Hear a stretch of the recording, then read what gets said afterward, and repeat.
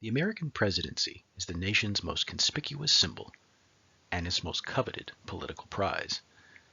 Ever wonder how it got to be that way? It's not in the Constitution. You might be thinking that early presidents like Washington, Jefferson, and Jackson had a lot to do with it. And you'd be right. But that's only part of the story. The Man of the People, Political Dissent, and the Making of the American Presidency traces the beginning of that story, foregrounding how politicians and ordinary citizens in the nation's earliest years collaborated to make the office of the presidency the young nation's indelible political symbol and the focus of bitter and often violent division over what it meant to be an American. In the nation's earliest years, the presidency's political role was still ill-defined. So was the very notion of the American nation. Many doubted whether the more perfect union described in the Constitution could ever fully materialize, given how geographically vast and demographically diverse the United States was. People out of doors, that is, people outside the halls of government, paid close attention to and commented incessantly about what their elected leaders did and did not do.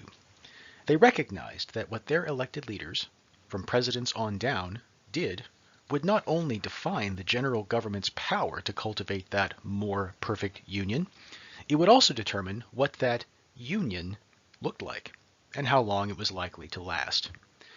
The presidency factored prominently in this swirl of public discussion for three reasons. First, the constitutional powers of the presidency were substantial and ill-defined, prompting robust commentary on presidential powers even before George Washington took the oath of office. Second, the singularity of the office made it a natural focal point for political commentary linking what the nascent national government did to the character of the nation as a whole. And finally, Washington's peerless reputation and his presidential leadership prompted both staunch defense and strident criticism from government officials and private citizens, a back and forth that set the stage for the nation's first political parties.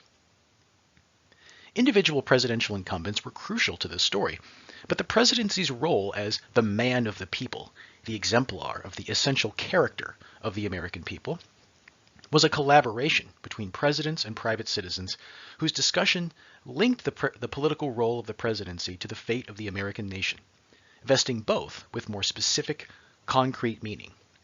Whether defending or criticizing what a sitting president did, participants in this robust public debate claimed that Americans' right to dissent against abuses of presidential authority was what made them citizens, members of a sovereign body, not subjects, and the source of the government's power. Americans, in short, were dissenters. While in power, Federalists in the 1790s and Republicans in the early 1800s claimed that the dissenting spirit that had resulted in victory in the American Revolution had culminated in the establishment of a national government with the sitting president at the top. To dissent against the people's government, they argued, was to oppose the people themselves. Those out of power, Republicans in the 1790s and Federalists after the election of 1800, claimed that their criticism of the sitting president was a vital measure to hold him to public account, an expression that they were the real Americans, standing up to what they considered abuses of power that would cause the nation irreparable harm. Crucial to the story is the way this back and forth was racialized. Though bitterly opposed to one another, Federalist and Republican commentaries on the presidency each construed America as a nation by and for whites, and each cast Native American and black peoples as, at best, subordinates, and at worst, enemies whose very presence posed an existential threat to the nation. By the end of the War of 1812, whites across partisan lines agreed that presidents were tasked with protecting the nation from foreign and domestic threats, from British invasion, from savage Indians, and from violence from black internal enemies, and that every true American rose to defend their nation, with violence if necessary, when the president called the American people to action. The War of 1812 propelled Andrew Jackson to political prominence, which he rode to the White House.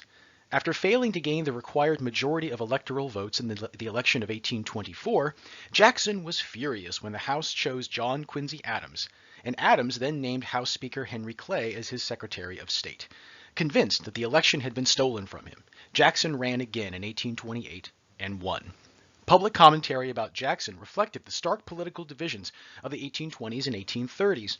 Jackson's career as a violent man, frontier ruffian, military hero, slave owner, and butcher of indigenous Americans, prompted an intense argument across the country about the violence that was consuming the nation.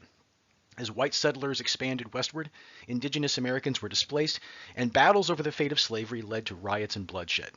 As black Americans asserted their claims to citizenship and indigenous peoples objected to their displacement and slaughter, Jackson's supporters argued that his propensity for violence epitomized the dissenting spirit of true Americans. Just the thing to unite the nation against its most pressing existential threats. Jackson's opponents, meanwhile, viewed Jackson's violence as indicative of the very violence tearing the nation apart. Only by reclaiming the presidency, Jackson's Whig opponents concluded, by the mid-1830s, could the people prevent the nation from descending into an all-out war.